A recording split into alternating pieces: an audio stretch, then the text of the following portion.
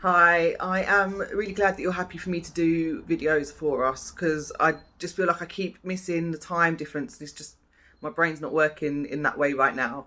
So, first of all, I want to say that I am not a therapist, and I think it's really important that I just make that clear. I don't do therapy, I'm not a psychologist. All I can provide for you is some coping techniques and some strategies that might help you just ease off the pressure and the stress that we put ourselves under from our previous life experiences. So, the first thing for me is that whenever we suffer trauma, we end up, our brain changes and tries to find ways to protect us from the trauma that we suffered. So, quite often, what our brain does is it either tries to make us forget or minimize the effect of the trauma that we lived through. So, we can usually manage like that for quite a long time, but there will come a point where something triggers our, negative behavior or negative emotions, and often they come out as anxiety and depression. The way to combat that is actually to remember that our anxiety and depression are liars. Everything they tell us is a lie. There's nothing that comes out of your anxiety or depression that is true. Sometimes it has a little grain of truth about our personal doubts, but actually, in reality, there's nothing that's value that they have to say to us. So, to quieten those aspects of our personality that tell us that we're not good enough or that we don't have any value, especially based on a trauma that we suffered at the hands of someone else when we were younger, the key is actually to start changing how we think about ourselves and changing how we think about the situation. And the way I feel that you can do that best is probably to write things down. So I write journal every day. I write in my journal. I don't write like, oh, dear diary, today this happened. I don't write it like that. I write 3 intentions for the day. So 3 things that in the morning that I want to achieve for the next 24 hours. I usually try and pick something that's for my family, something that's for myself, and something that's for my business.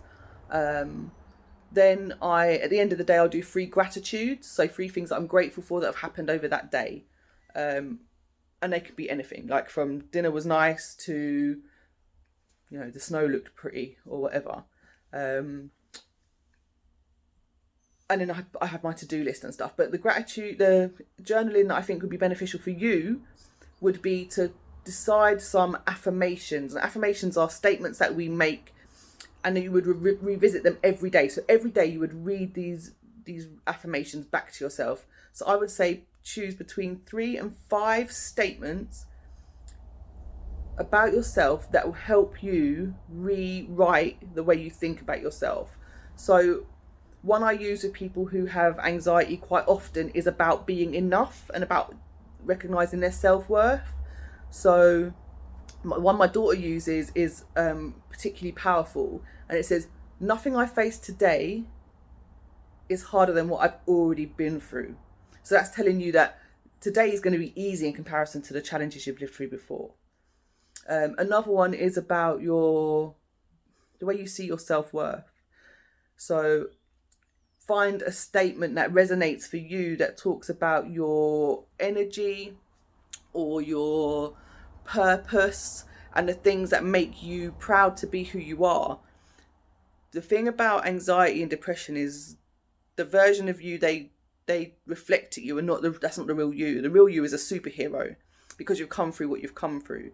So if I gave you a book, like a novel, a biography, somebody's story, and that story is your life story. If it was your life story, but you didn't know it was you, and I gave you this book about this person who's been through all these challenges and all of the difficulties that you've faced and survived, what would you think of that person? What are the characteristics of that person? What are the things that make that person special and unique and somebody worth reading a book about?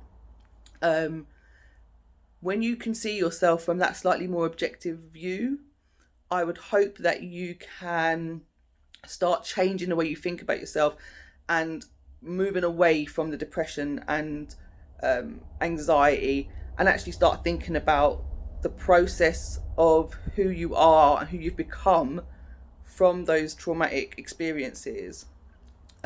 and how important and valuable you are, and not just, you know, to your immediate family and to your children, but actually who you have the potential to become, the legacy of growing into the person you're meant to be. So try writing some affirmations. 3 or 5 is probably enough, and you need to have them somewhere that you can read them every day, whether that's on a post-it note in your mirror in the bathroom, or, you know, if you have a journal or would write a notebook, you know, have them written there, just somewhere that you can really make that connection and read them to yourself every day, maybe more than once a day if you can find the time to do that. Slowly over time, it will help change the way you think about yourself and the way you perceive yourself, and we can start building more of those kinds of positive personal reviews into your daily routine. And it doesn't take a lot of time, and it doesn't mean making big changes. It's just having those small steps towards painting a picture of yourself in your own mind where you are the superhero that other people see you as, and where overcoming the challenges that you've been faced with in life is more important and more the most priority part of your character, not what you've been through, not the challenges, but how you overcame them. Focus on how you overcame them, the fact you have overcome them, the fact that makes you a superstar. That's where the focus needs to be, not on the negative experience that you had, but the fact you overcame it and the survivor.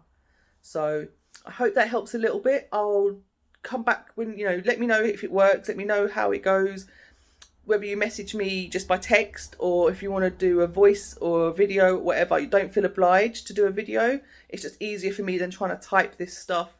It comes across better as a video. You can actually hear what I'm trying to say, rather than reading it. It just doesn't give the same message. I hope you're well. Please do feel free to reach out to me. And I'm sorry I don't always respond to your messages, because this is my business account, not my personal Facebook. But I will send you the link to my personal Facebook so you can message me there if you're in crisis, if you really need to contact me urgently. I hope you're safe, and I hope you're taking care of yourself. And if there's anything else, specific areas that you want to work on or would like some help with, just message me and I'll put together the next video to respond to that. So take care, and I will speak to you soon.